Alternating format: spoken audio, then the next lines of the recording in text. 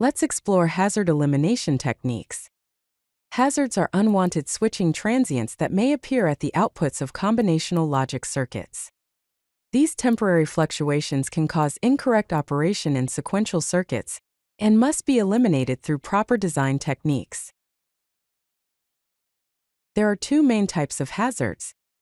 First are static hazards, which occur when the output should remain constant, but momentarily changes state due to different propagation delays in logic paths. Secondly, dynamic hazards occur when the output should change once but changes multiple times due to multiple signal paths with different delays. Here's an example of a static hazard. Consider the Boolean expression f equals a and not b, or not a and c. When it changes from 1 to 0 path 1, a and not b becomes 0 and path 2 not a and c becomes 1, and a momentary glitch occurs. In this circuit, when input A transitions, both product terms change simultaneously.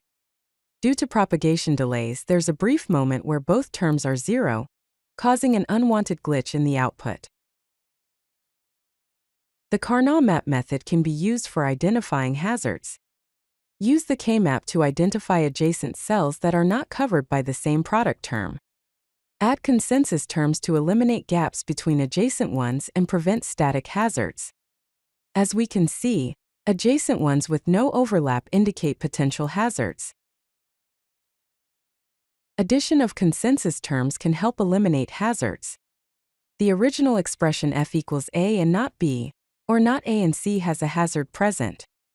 By adding a consensus term, the hazard can be eliminated. The hazard-free expression then becomes f equals a and not b, or not a and c, or not b and c.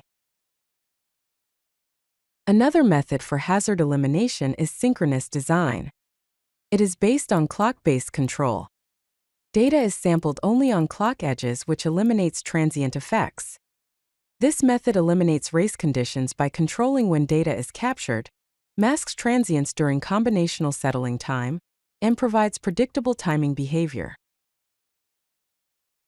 Filtering and delay techniques can also be used. One such technique is RC low-pass filter. It smooths rapid transitions by introducing time constant tau equals or multiplied by c. Another technique is strobe or enable signals that gates output only when logic has settled, preventing glitch propagation.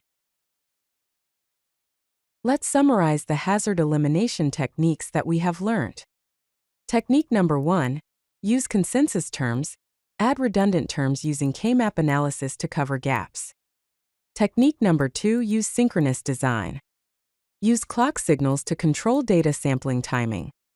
Technique number 3, use RC filtering. Apply low-pass filters to smooth transient effects. Technique number 4, use strobe signals. Gate outputs with enable signals after settling. Choose the appropriate technique based on design requirements and constraints. If you like this video, hit that like button and don't forget to subscribe. Visit CodeLucky.com for more such useful content.